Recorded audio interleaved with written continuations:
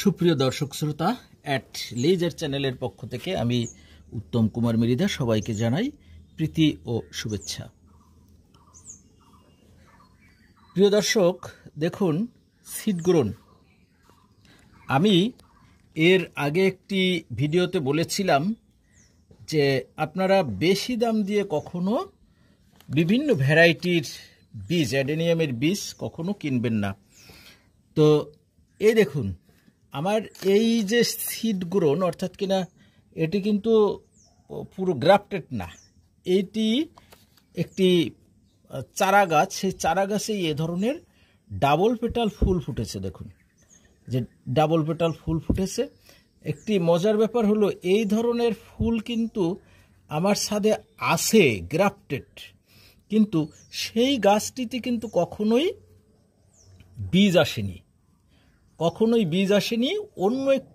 অন্য গাছের বীজ। এগুলো আমি গ্রাফট করার জন্য এগুলো রেখে দিয়েছি। হঠাৎ করে আজকে দেখলাম যে এই একটি গাছে কিন্তু এই যে ডাবল পেটাল ফুল ফুটেছে। তো এই জন্য আপনারা, আমি আগের ভিডিওতে বলেছিলাম যে অ্যাডেনিয়ামের কোন বীজে কোন ফুল ফুটবে তার কিন্তু কোনো নিশ্চয়তা নেই। আপনারা বেশি দাম দিয়ে যারা জানেন না তারা যদি বীজ বিক্রি করে তাদের কাছ থেকে যদি কিনেনও, তাহলে তাকে শুধু শুধু বকাবকি করার কোনোই প্রয়োজন নেই।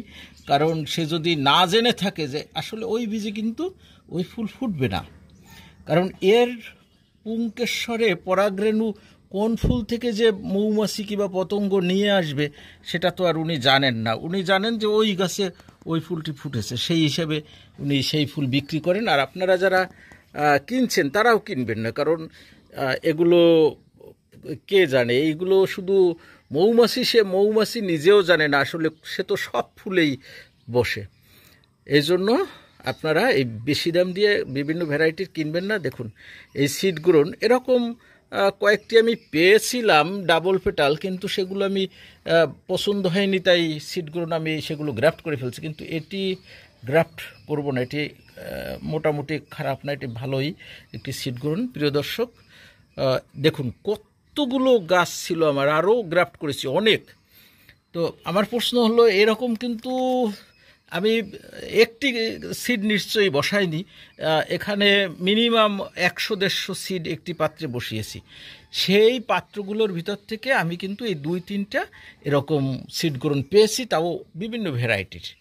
প্রিয় দর্শক, সবাই ভালো থাকুন, সুস্থ থাকুন, সকলকে ধন্যবাদ।